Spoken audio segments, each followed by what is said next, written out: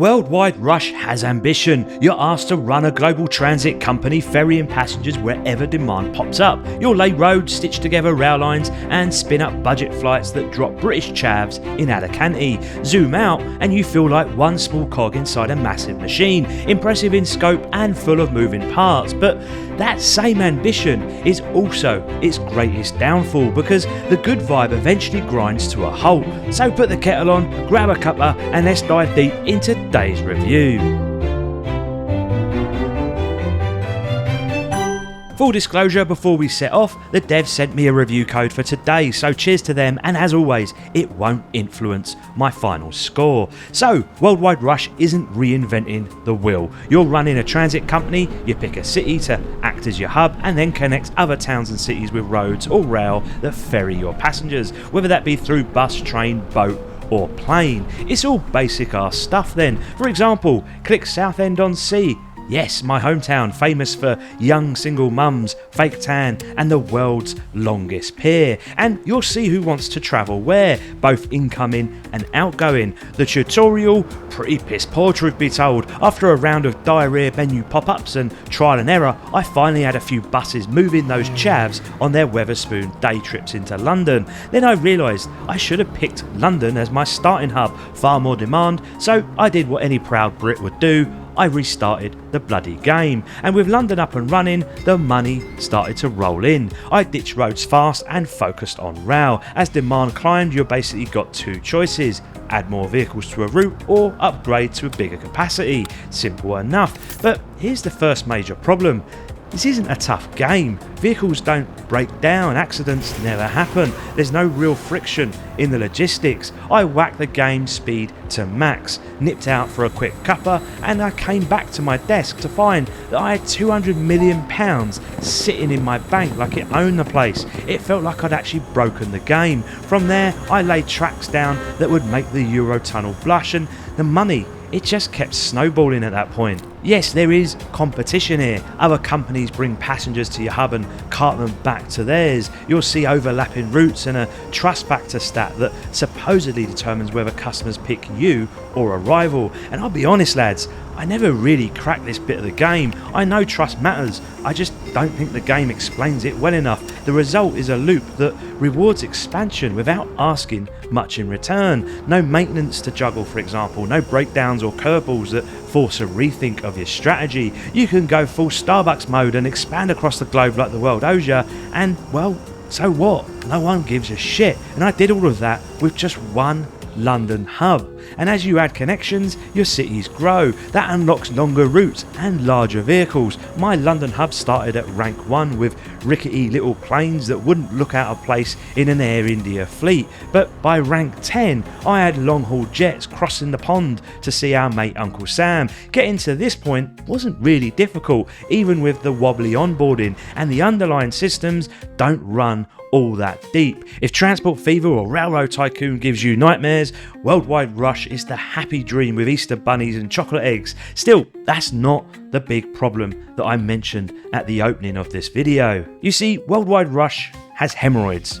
Proper nasty ones. Sit too long and everything swells, slows and starts complaining. On an RTX 5090 with a Intel 13700K and 64 gigs of DDR shoved up its arsehole, the game crawled. I'm talking a daddy long legs with all its legs pulled off, just dry humping its way to its eventual death. I assume it's CPU limited, the simulation going bad, because when I left dense Europe, the performance perked up as I hit the Americas, but the second I jumped back to busy Germany, it choked like it was filming a Riley Reid comeback. At a certain scale, the sim tanks, and that makes every other critique that I give a moot point. If the game becomes unplayable as it grows, and with visuals this basic, that's a deal breaker. On this point alone, I'm docking a hefty chunk from the score until major fixes come in. And whilst I'm at it, if you're enjoying the no nonsense takes and want more honest coverage, toss a like and sub. it keeps the kettle on for future reviews.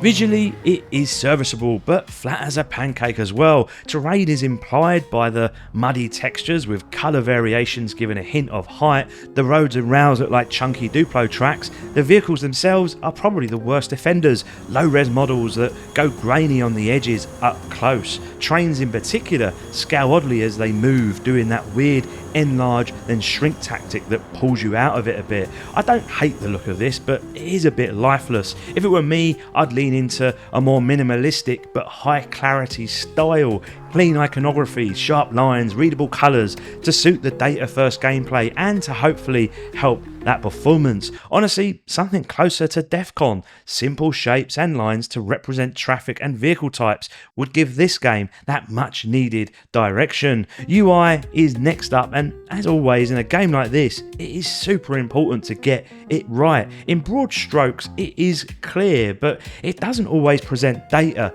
the way you want to use it. For example, when I click London, I see demand for a place called Tallinn. Lovely. But where the bloody hell is that? Clicking the destination name should pan the map there and then. Instead, you have to start creating a new route and then search the city manually to see its location. The route editors and overlays convey the basics, but the friction, it adds up. Too many clicks to go from I see demand to I've built the bloody thing. A game like this lives and dies on flow, and the flow here keeps getting tripped by these little inconveniences. As for the audio, well, it is basic as. A hotel lobby piano loop tinkles away in the background, proper plinkety plonkety vibes, harmless but also a bit dull. Then comes the effects, which lack weight and variety. The jet sounds like a 2-year-old was given a mic for the day. As they see a plane up in the sky for the first time, the toddler mimics that sort of weird swoosh sound, a sort of monotone but stereotypical effect that comes across as quite cheap. Buses and trains don't sell speed or mass either. Nothing ramps up as your network grows. There's no sense of bustle, no rowdy crowd as your cities fill. Nothing here is offensive. It's just very, very forgettable. A few additional sound layers that scale with your network size would do wonders here. Now, I wanted to love Worldwide Rush. I adore logistic games. I mean, look, our game of the year was Satisfactory, for Christ's sake. I've played Mini Metro on mobile to the PC. I love that game. Transport Fever and the old Railroad Tycoon games are also right up my street. And so I went into this one grinning. I lasted 3 hours. Yes, that's what she said. Not for lack of interest, but because the sim stuttered itself to death. Progress halted, and with 200 odd million in the bank, I even considered buying out rival companies before deciding that actually piling more load on my CPU was probably a shit idea. So, can I recommend it today?